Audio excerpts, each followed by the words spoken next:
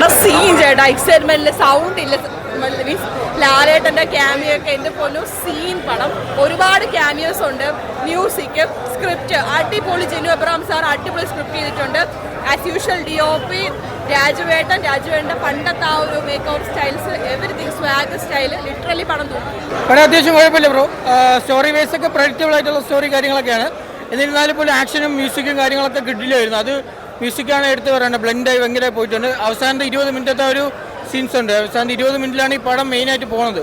ആ ക്യാമിയോ, ഒരു extra cameo കാര്യങ്ങളൊക്കെ അത്യാവശ്യം കിടിലായിട്ടുണ്ടായിരുന്നു. അതൊരു കിടില സംഭവമായിരുന്നു. ഓവറോൾ കണ്ടിരിക്കാവുന്ന ഒരു പടം തന്നെയാണ്. ബാക്കിയുള്ളത് കണ്ടറിയാം എത്രമാത്രം സക്സസ്ഫുൾ ആവും. പല ആൾക്കാരും പറയുന്നത് കേൾക്കണ്ട, നെഗറ്റീവ് പറയാൻ പറഞ്ഞത് കേൾക്കണ്ട.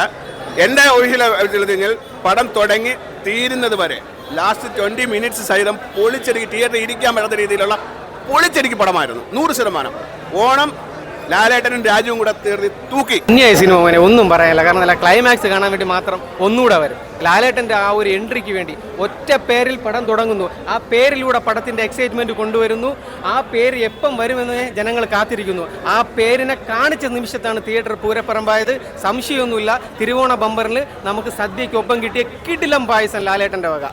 അന്യായ സിനിമ എല്ലാം കിട്ടും. രാജുവേട്ടൻ ഓരോ ദിവസം കഴിയുന്തോറും അദ്ദേഹം നമുക്ക് മലയാള സിനിമയിൽ മറ്റൊരു താരോദയമാണ്. സംശയമൊന്നുമില്ല. അദ്ദേഹത്തിൻ്റെ ഫ്ലെക്സിബിലിറ്റി, ബോഡി ലാംഗ്വേജ്, അദ്ദേഹത്തിൻ്റെ ആക്ഷൻ, ഓവറോൾ നമ്മൾ അംഗീകരിച്ചേ മതിയാവുള്ളൂ. ബാക്ക്ഗ്രൗണ്ട് മ്യൂസിക്കും നമ്മൾ ആ ഒരു എല്ലാ കാര്യങ്ങളും കിടിലമായിട്ട് BGM ഒക്കെ സെറ്റ് ചെയ്തിട്ടുണ്ട്.